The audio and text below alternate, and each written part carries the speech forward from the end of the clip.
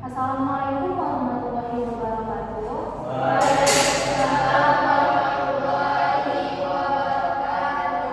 Apa kabarnya anak-anak semuanya?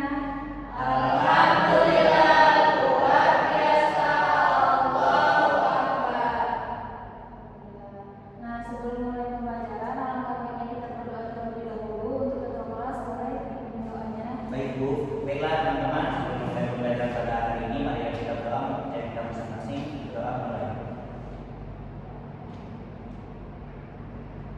Berdoa selesai. Nah, baik, Ibu absen terlebih dahulu ya.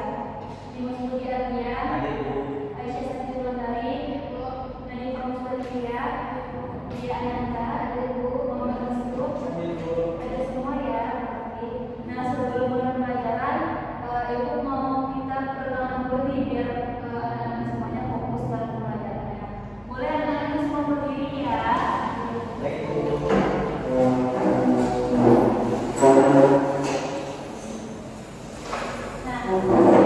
Jadi Ibu mau menampilkan sedikit, anak-anak bisa menirukan gerakan apa yang Ibu perintahkan, misalnya seperti menulis, anak-anak memperagakan cara menulis atau yang lainnya. Nah, kita mulai ya. Membaca. Ya. Menulis. Menyapa. Ya, baik, terima kasih buat duduk semuanya.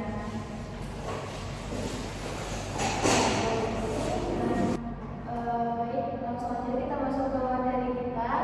Nah, materi kita pada hari ini yaitu mengenai laporan teks observasi. Nah, sebelumnya anak-anak sudah pernah melakukan observasi loh. Sudah.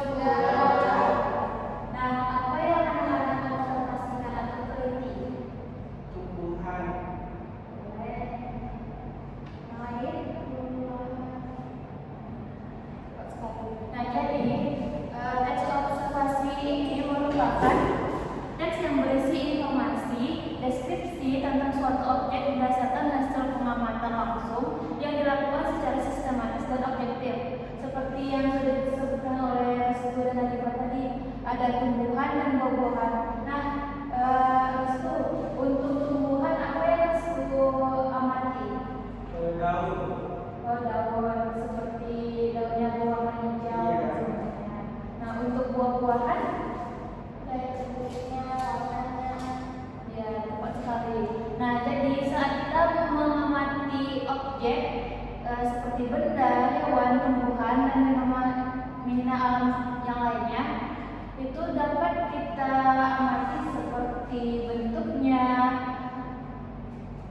warnanya, dan banyak lagi. Tujuannya untuk apa? Untuk menyampaikan fakta ilmiah secara runtut dan dapat dipertanggungjawabkan. Sifatnya itu bisa sistematis, objektif, dan faktual. Nah, untuk struktur teks laporan hasil observasi.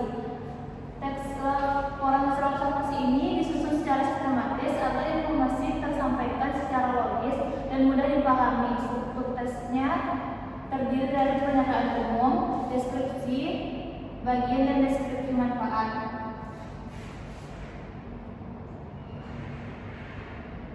Nah, di sini Ibu ada contoh teks observasi, yaitu contoh pernyataan umum. Contoh kalimatnya itu, coba Dimas bacakan contohnya.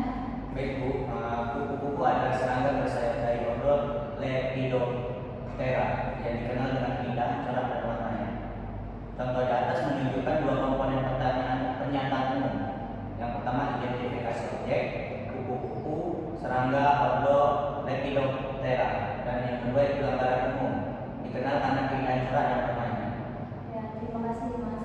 Nah, jadi dari contoh tersebut dapat kita lihat bahwa kupu-kupu merupakan serangga bersayap dari ordo Lepidoptera yang dikenal karena keindahan corak dan warnanya. Nah, dari gambar tersebut dapat menyatakan kupu-kupu ini merupakan sebuah serangga dan ordo Lepidoptera, dan gambar umumnya dikenal karena keindahan dan corak warnanya. Nah, untuk deskripsi bagian observasi yang menguraikan secara detail berbagai aspek atau bagian dari objek yang diamati. Di bagian ini, anak-anak bisa menyampaikan ciri-ciri fisik, perilaku, habitat, cara hidup, atau bagian-bagian objek secara rinci berdasarkan hasil pengamanannya. Hasil pengamatannya terbagi menjadi dua, berdasarkan pengamatan langsung dan bahasa visual dan ilmiah. Untuk berdasarkan pengalaman langsung ini, dia merupakan uraian yang disampaikan berdasarkan hasil pengamatan langsung terhadap objek seperti tumbuhan dan buah-buahan tadi. Nah, untuk berdasarkan faktual ilmiah, penyampaian harus menggunakan bahasa yang faktual, objektif, dan menggunakan istilah ilmiah yang tepat, seperti mengamati benda-benda yang ada di laboratorium. Nah, untuk aspek yang diuraikan dalam deskripsi bagian ini, terdapat ciri fisik yang berupa bentuk, ukuran, warna, dan struktur objektif yang diamati. Kemudian ada habitat yang merupakan tempat hidup dan lingkungan alami objek. Terus selanjutnya ada perilaku, merupakan kebiasaan, cara bergerak, atau pola aktivitas objek. Untuk perilaku ini biasanya kita lakukan ketika kita meneliti hewan. Nah, untuk cara hidup, proses kehidupan, cara berkembang biak, atau bagian-bagian objeknya juga kita bisa amati pada hewan-hewan yang akan kita teliti. Nah, untuk manfaatnya, yang pertama ada simpulan. Coba Aisyah bacakan. Yang pertama yaitu ada simpulan, ringkasan singkat dan keseluruhan hasil observasi. Yang kedua yaitu ada manfaat, penjelasan tentang penggunaan atau peranan objek bagi lingkungan, manusia atau ekosistem. Dan yang ketiga yaitu ada harapan atau implikasi, kalimat penutup yang menegaskan pentingnya objek tersebut. Nah, terima kasih Aisyah. Nah, jadi deskripsi observasi ini dia terdapat 3 bagian yang meliputi simpulan, manfaat, dan harapan atau implikasi. Simpulan itu merupakan ringkasan singkat dari keseluruhan hasil observasi, dan manfaat merupakan penjelasan tentang kegunaan peran objek yang kita teliti seperti lingkungan, manusia atau ekosistem. Terus implikasi merupakan bagian penutup yang menegaskan pentingnya objek tersebut.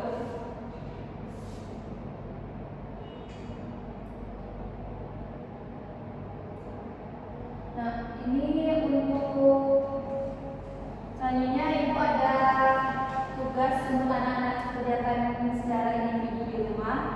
Jadi Ibu ingin meminta anak-anak untuk mengobservasi satu hewan atau tumbuhan yang bisa kalian amati.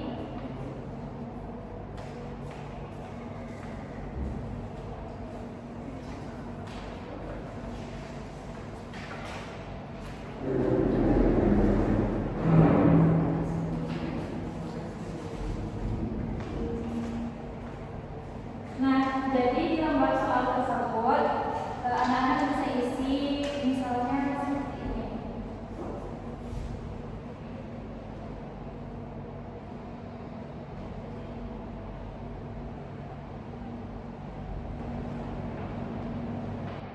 Nah, misalnya ada nama,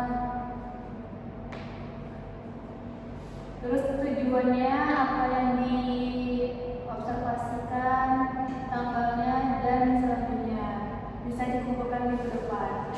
Nah, untuk pembelajarannya ada yang ditanyakan.